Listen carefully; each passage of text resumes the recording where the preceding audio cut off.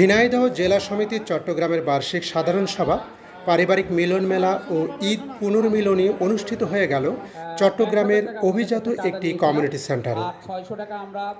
ঝিনাইদহ জেলা সমিতির সম্মানিত সভাপতি প্রকৌশলী মোহাম্মদ আব্দুল হান্নানের সভাপতিত্বে সমিতির সাধারণ সম্পাদক দেলোয়ার হোসেন এর সার্বিক তত্ত্বাবধানে ম্যাগাজিন 2026 ঝিনুক এর মোড়ক উন্মোচনের মধ্য দিয়েই শুরু হয় অনুষ্ঠানমালা।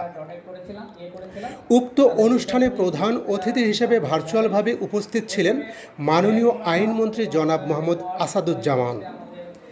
মাননীয় মন্ত্রী ঝিনাইদহ জেলা সমিতির সার্বিক খোঁজ খবর নেওয়ার পাশাপাশি ঝিনাইদহ জেলা সমিতির উত্তরোত্তর সাফল্য কামনা করেন।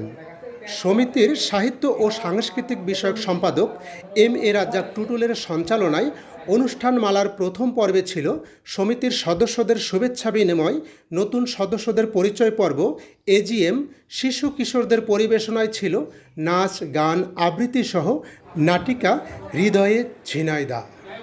বার্ষিক সাধারণ সভা তথা এজিএম পর্বে সমিতির বিভিন্ন নেতৃবৃন্দ সমিতির সাংগঠনিক কার্যক্রম, ভবিষ্যৎ পরিকল্পনা সহ বিভিন্ন গুরুত্বপূর্ণ বিষয় নিয়ে আলোচনা করেন। এরই সাথে সমিতির অর্থ সম্পাদক মোহাম্মদ আসাদুর রহমান শতভাগ স্বচ্ছতা ও নিষ্ঠার সাথে উপস্থাপন করেন সমিতির বিগত সময়ের সমস্ত আয় ব্যয়ের সকল তথ্য উপাত্ত। মধ্যাহ্নভোজের আপ্যায়ন ছিল চট্টগ্রাম বিখ্যাত কাচ্চি বিরিয়ানির বিশাল সমাহার। ভোজন রসিকরা তৃপ্তির ঢেকুর তুলেছেন লোভনীয় কাচ্চি বিরিয়ানির অমৃত স্বাদ ও গন্ধে।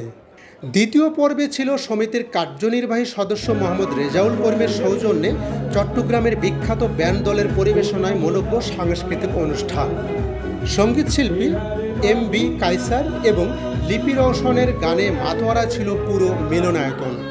শীতাতাপ নিয়ন্ত্রিত এই মিলনায়তনে গানের সাথে সাথে নেচে গেয়ে বিরামহীন ঘাম ঝরিয়েছেন ঝিনাইদহ জেলা সমিতির অসংখ্য সঙ্গীত অনুরাগীরা।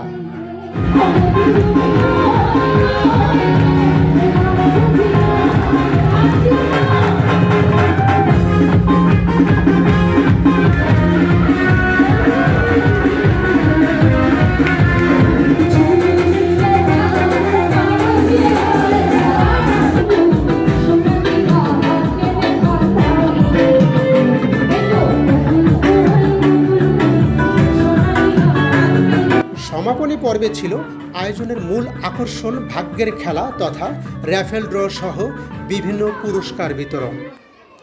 ছোট্ট ছোট্ট সোনামণিদের বিভিন্ন প্রতিযোগিতার পুরস্কারের পাশাপাশি সকল সোনামণিদের জন্যই ছিল শুভেচ্ছা উপহার। ঝিনাইদহ জেলা সমিতি তথা অনুষ্ঠানের সম্মানিত সভাপতির সমাপনী বক্তব্যের মধ্য দিয়ে শেষ হয় বহুল কাঙ্ক্ষিত ঝিনাইদহ জেলা সমিতির বার্ষিক সাধারণ সভা, পারিবারিক মিলন মেলা তথা ঈদ পুনর্মিলনী। এম.এ. রাজ্জাক টুটুল, আর টেলিভিশন।